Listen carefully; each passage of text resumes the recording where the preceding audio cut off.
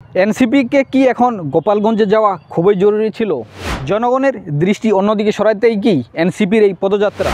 সরকার আমেরিকার সাথে বাণিজ্য চুক্তি করতে যাচ্ছে, আর এই বাণিজ্য চুক্তি নাকি প্রকাশ করা যাবে না। শুধু বাণিজ্য চুক্তি নয়, এর ভেতরে আরও নানান ধরনের চুক্তি আছে, কিন্তু আমরা এটা জানি না। আর বাণিজ্য উপদেষ্টা ইতিমধ্যে বলেছে, আমরা আমেরিকার সাথে যে চুক্তি করতে যাচ্ছি এটা জনগণকে জানানো হবে না। তাহলে কি করা হচ্ছে? আমেরিকার কয়েক পার্সেন্ট শুল্ক প্রত্যাহারের বিনিময়ে আমরা কি দেশবিরোধী চুক্তি করব? আমাদের বস্ত্র খাত কি শুধু আমেরিকার দিকে নির্ভরশীল? ইউরোপ থেকেও আমাদের বিলিয়ন বিলিয়ন ডলার আসে এই বস্ত্র খাত থেকে। তাহলে শুধু আমরা আমেরিকার দিকেই কেন নির্ভরশীল হয়ে থাকবো? আর আমেরিকা যদি জোর করে কোনো চুক্তি চাপিয়ে দিতে চায়, আমরা কি নতি স্বীকার করব? আমরা দেশের স্বাধীনতা সার্বভৌমত্ব বিলিয়ে দিব শুধু এই কয়েক পার্সেন্ট শুল্ক প্রত্যাহারের বিনিময়ে? এই দেশবিরোধী চুক্তি কিভাবে হতে পারে? আবার দেশের জনগণকে না জানিয়ে এ দেশবিরোধী অন্যায্য চুক্তি কিভাবে হতে পারে? স্বৈরাচার শেখ হাসিনা ভারতের সাথে নানান ধরনের অন্যায্য চুক্তি করেছিল। সেও বলেছিল আমরা দেশের জন্য কাজ করছি, কিন্তু দেশ বিক্রি করে দিয়েছে। সেই একই কাজ কি এই ইন্টারিম সরকার করতে যাচ্ছে?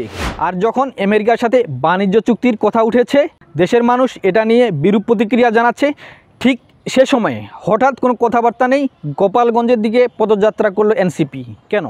দেশের মানুষের দৃষ্টি অন্যদিকে সরানোর জন্য।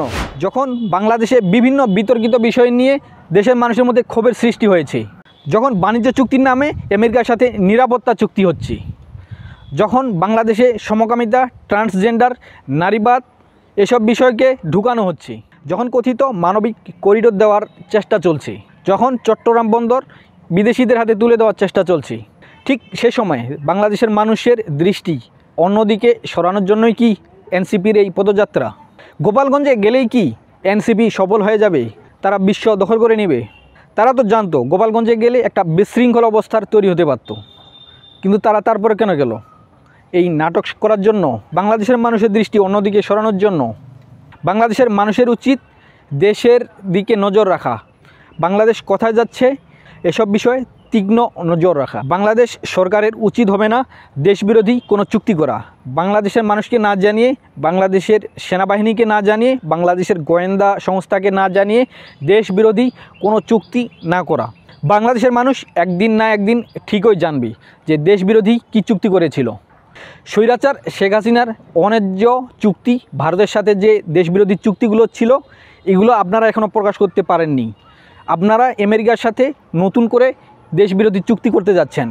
একদিন বাংলাদেশের মানুষ আপনাদেরকে কাঠগড়ায় দাঁড় করাবে, একদিন বাংলাদেশের মানুষ আপনাদের কাছে জবাব চাবে।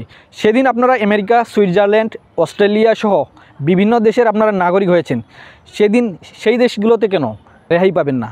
তাই বাংলাদেশের ইন্টারিম সরকারের সাথে যারাই আছে, প্রত্যেকের উচিত তাদের এটা মাথায় রাখতে হবে যে তাদেরকে অবশ্যই জবাবদিহি করতে হবে। তারা দেশের বিরুদ্ধে যদি কোনো পদক্ষেপ নেয়, তাদেরকে দেশের মানুষ, ছাত্র জনতা ক্ষমতায় বসিয়েছে দেশের উন্নয়নে কাজ করার জন্য, বাংলাদেশের স্বার্থে কাজ করার জন্য। বাংলাদেশ বিরোধী কোনো ধরনের চুক্তি এ দেশের জনগণ মানবে না।